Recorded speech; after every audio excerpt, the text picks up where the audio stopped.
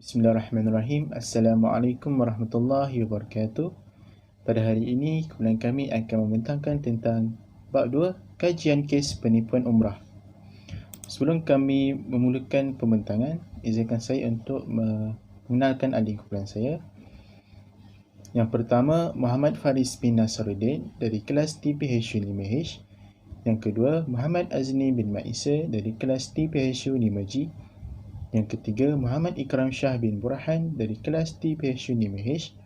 Yang keempat, Muhammad Naimullah bin Sa'ad dari kelas TPHU 5H. Muhammad Lutfi bin Hisham dari kelas TPHU 5I.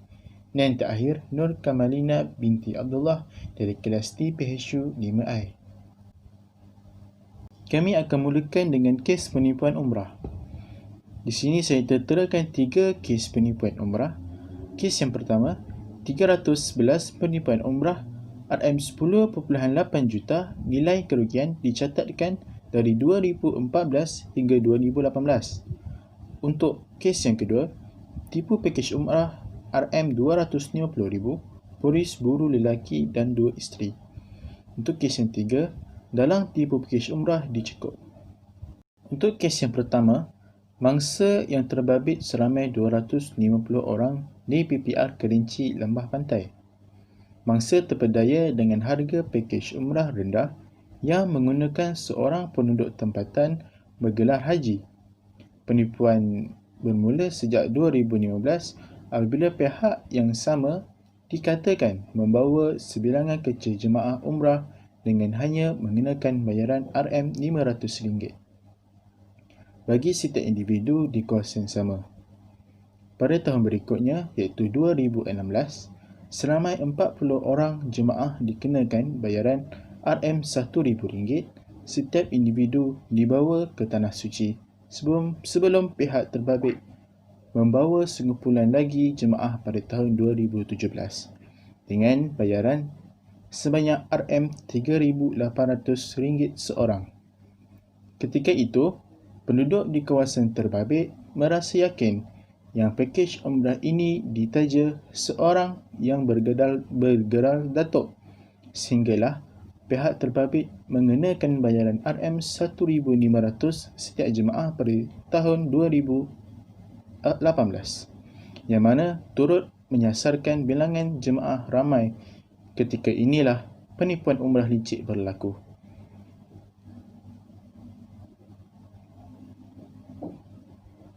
Di dalam kes ini, 100 individu yang ditipu oleh seorang lelaki dan 2 isterinya yang mengakibatkan kerugian sebanyak RM250,000. Syarikat pakej umrah yang dikendalikan oleh suspek itu memperdayakan mangsa dengan menawarkan pakej umrah murah yang berharga RM3,999. Syarikat tersebut meminta pelanggan membuat bayaran penuh secepatnya mungkin. Setelah menerima bayaran, syarikat itu kemudiannya akan memaklumkan kepada pelanggan kononnya penerbangan mereka ke Tanah Suci telah dibatalkan dan wang pelanggan akan dipulangkan dengan pemberian cek tarikh bertunda. Wang mangsa dikembalikan menggunakan cek tarikh bertunda. Dan apabila mangsa pergi tunaikan di bank, didapati akaun bank tersebut telah ditutup. Untuk kes yang ketiga, seorang wanita bergelar Datuk bersama pembantu peribadinya menipu pakej umrah yang tidak wujud yang melibatkan 19 orang mangsa di negeri Pahang dengan nilai kerugian keseluruhan RM41,000. Setiap seorang hanya perlu membayar sebanyak RM2,200 kerana selebihnya datuk tersebut menjadi penaja bagi mereka, iaitu sebanyak RM5,000 dalam pakej yang ditawarkan. Mangsa memasukkan wang sebanyak RM2,200 ke dalam akaun yang diberikan dan akan berangkat ke Tanah Suci pada 1 Disember, akan tetapi ia ditunda kepada tarikh 20 Disember 2018. Bukan itu sahaja, mereka dimaklumkan bahawa akan mengembalikan wang mereka bagi sesiapa jemaah yang ingin membatalkan pakej mereka. Namun, kabar buruk bagi jemaah kerana wang yang mereka janjikan tidak dapat di tangan mereka seperti yang dijanjikan. Assalamualaikum, nama saya Nur Kamalina binti Abdullah dari kelas DPSU 5I. Saya akan membentangkan bahagian fakta kes bagi tajuk kes penipuan umrah. Sebanyak 3,883 kes pelanggaran perjanjian pakej umrah antara pengelola dan jemaah direkodkan pada tahun 2012 sehingga 2018, melibatkan jumlah tuntutan lebih 24.1 juta. Daripada jumlah itu, sebanyak 10.3 juta tuntutan telah diselesaikan kepada jemaah yang tidak berpuas hati dengan pengelola umrah.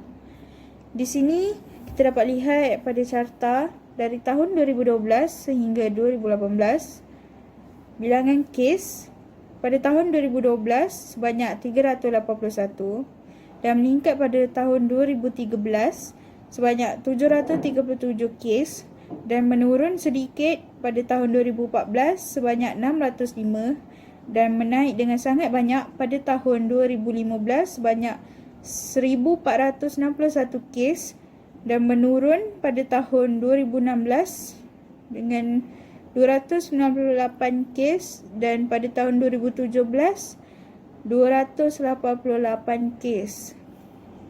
Jadi sekian daripada saya. Kita teruskan dengan presentasi seterusnya. Bismillahirrahmanirrahim. Assalamualaikum warahmatullahi wabarakatuh.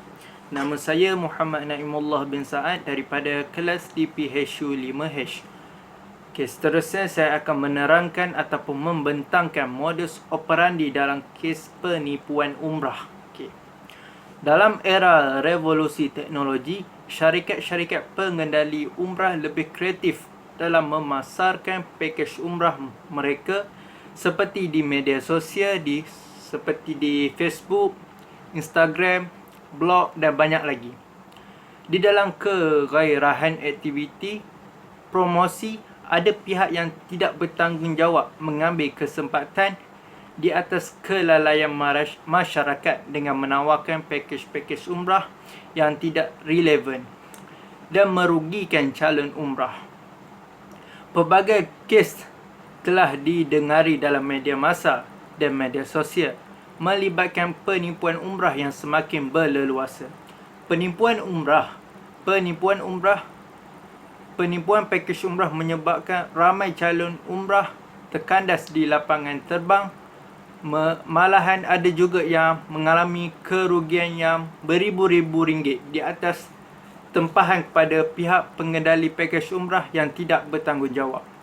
Aktiviti penipuan ini mendatangkan kes buruk kepada individu pelancongan dan umrah serta mempamerkan imej negatif kepada agama Islam. Seterusnya saya akan memberitahu cara ataupun modus operandi mereka dalam kes penipuan umrah ini. Terdapat 5 cara yang mereka gunakan. Yang pertama, ejen dan syarikat pelancongan menawarkan pakej umrah dengan harga runtuh untuk menarik minat mangsa ataupun pelanggan.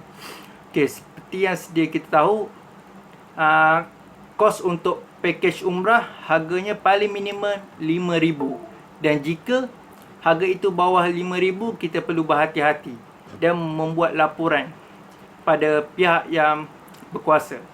Seterusnya yang kedua, mangsa yang berminat akan membuat pembayaran seperti yang ditawarkan dalam pakej tersebut. Yang ketiga, mangsa dijanjikan urusan dan kemudahan yang lengkap sepanjang menunaikan ibadah umrah. Seperti biasa, syarikat tersebut akan menawarkan atau membuat janji-janji manis untuk menarik minat mangsa. Seterusnya yang keempat, mangsa menghubungi ejen sehari sebelum penerbangan untuk mengesahkan semula tentang tarikh dan maklumat ia terpaksa ditunda kepada berikutnya di atas masalah visa. Dan cara yang terakhir, iaitu step yang terakhir, mangsa telah menyedari bahawa mereka telah tertipu kerana apabila tiba pada hari yang dijadualkan ataupun bertolak, ejen untuk syarikat itu tidak muncul di lapangan terbang. Dan itu adalah cara ataupun modus operandi penipuan umrah. Okey, itu saja daripada saya. Kita teruskan kepada pembentang yang seterusnya. Terima kasih. Assalamualaikum warahmatullahi wabarakatuh. Nama saya Muhammad Lutfi bin Hisham daripada kelas di PSU 5I. Hari ini saya akan menerangkan punca berlakunya penipuan umrah. Okey, punca berlakunya penipuan umrah yang pertama adalah disebabkan penawaran harga dan perkhidmatan yang murah. Ini kerana dengan harga yang murah mampu mempengaruhi golongan yang menginginkan penjimatan kos dalam mengerjakan umrah. Dan harga murah yang ditawarkan agensi-agensi yang tidak berdaftar dikenal pasti menjadi penyebab utama penipuan pakej umrah yang berlaku di negara ini. Jadi dengan harga murah adalah punca yang pertama. Okey, seterusnya punca berlakunya penipuan umrah yang kedua adalah mempromosikan pakej penipuan tersebut menggunakan artis, golongan agamawan dan sebagainya bagi menarik perhatian masyarakat supaya memilih pakej tersebut.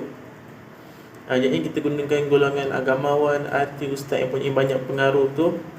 Jadinya dia boleh menarik perhatian masyarakat ataupun peminat-peminat dia. Itu merupakan punca berlakunya penipuan kes umrah yang kedua. Punca berlakunya penipuan umrah yang ketiga adalah disebabkan tiada sistem pemantauan yang komprehensif dan efektif untuk memantau rantaian pengurusan pengandalian pakej umrah.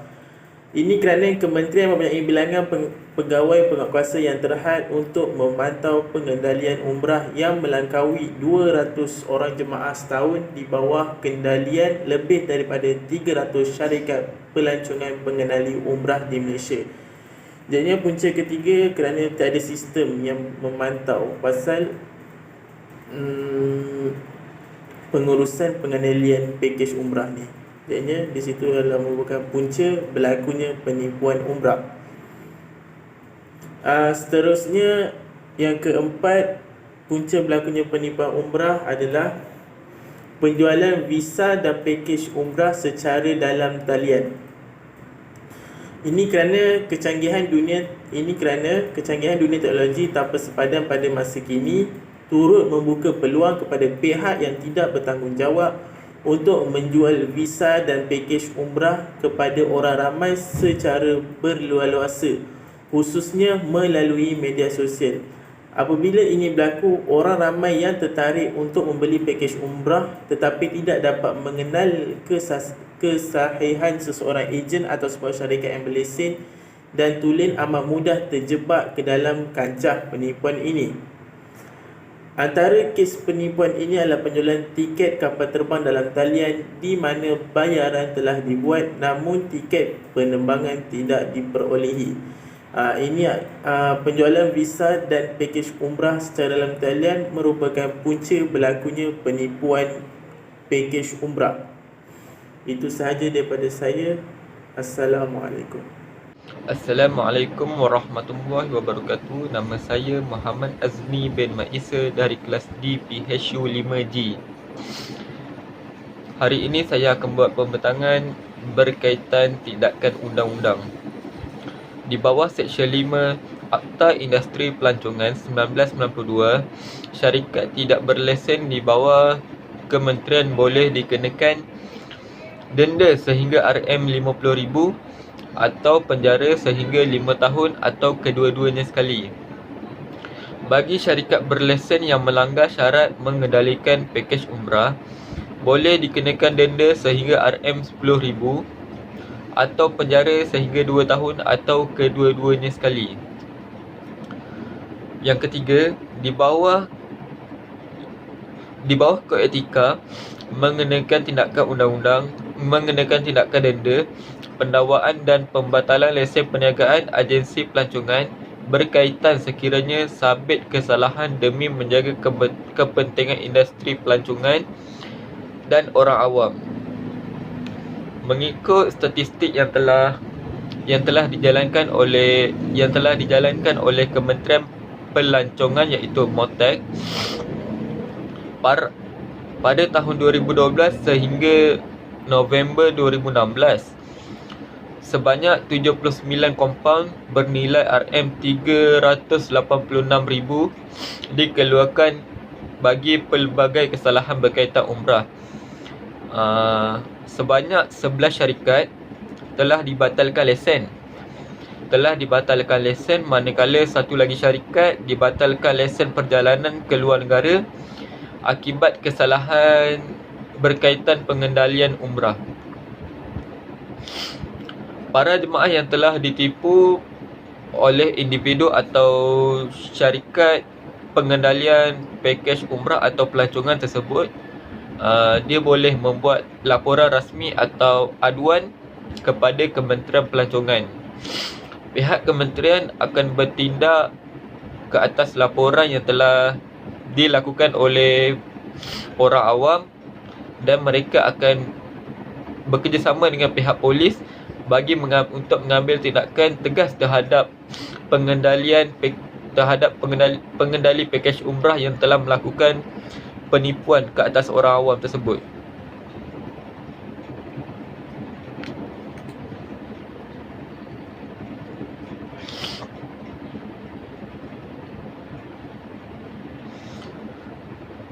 Pihak MOTEC iaitu pihak Kementerian Pelancongan juga telah mencari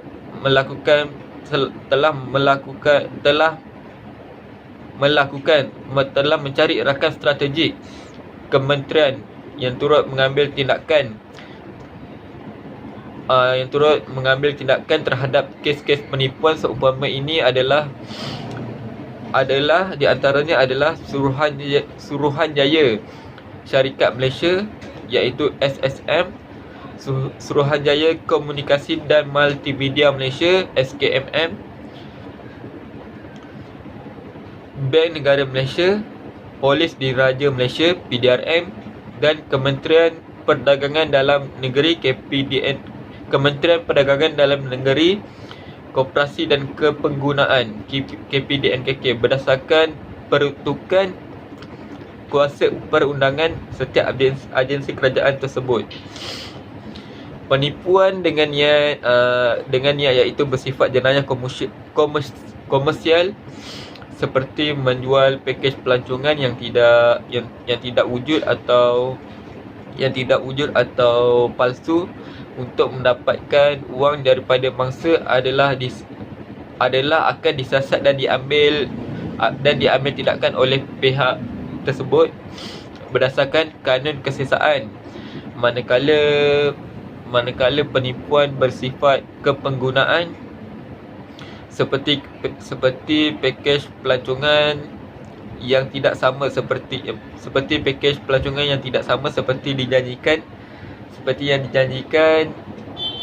dijanjikan atau pelanggaran kontrak perkhidmatan agensi pelancongan dengan pelancong, kendaliannya boleh diambil tindakan di bawah Tribunal Tuntutan Pengguna Malaysia TTPM KPDNKK yang dikuatkuasakan di bawah Akta Perlindungan Pengguna 1999. Sampai itu sahaja. Saya akan bagi kepada presenter yang seterusnya. Assalamualaikum warahmatullahi wabarakatuh. Saya Muhammad Ikram Shah bin Burhan dari kelas DPHU 5H dan nombor matrik saya adalah DHU 2019-23592. Sekarang saya akan membuat pembentangan pada bahagian saya, iaitu cara-cara untuk mengatasi kes penipuan umrah. Di sini saya telah mencari maklumat ini, terdapat banyak sangat cara-cara untuk mengatasi, tetapi saya ambil 5 sahaja cara-cara untuk mengatasi kes penipuan umrah. Selain itu juga, pada setiap tahun juga kita akan sering mendengar berita-berita mengenai kes-kes penipuan umrah dan juga haji. pada hari ini saya akan menerangkan untuk cara mengatasi kes penipuan umrah lah. Okey, yang pertama adalah para bakal jemaah perlu membuat semak daftar lesen agensi umrah tersebut. Apa yang boleh saya huraikan di sini adalah para bakal jemaah perlu membuat semakan sebelum pergi untuk membuat tempahan tiket tersebut. Seterusnya yang kedua pula adalah para bakal jemaah perlu selidik latar belakang agensi umrah. Maksudnya di sini mereka perlu buat penyelidikan sama ada agensi tersebut berdaftar ataupun tidak berdaftar. Jika agensi tersebut tidak berdaftar, maka padah buruk akan berlaku pada para bakal jemaah lah. Jika dia buat penyelidikan terhadap sesuatu agensi itu, maka selamat para jemaah tersebut untuk pergi menunaikan umrah pada waktu itu. Dan yang ketiga pula adalah para bakal jemaah perlu membuat penyelidikan kandungan asas pada brosur agensi. Maksudnya di sini para jemaah perlu membuat penyelidikan sama ada apa yang dia keluarkan itu betul dengan agensi dia ataupun tidak. Jika tidak betul, para jemaah telah ditipu oleh orang-orang agensi tersebut. Dan yang keempat, para bakal jemaah perlu memahami dengan betul pakej-pakej umrah yang ditawarkan oleh agensi tersebut.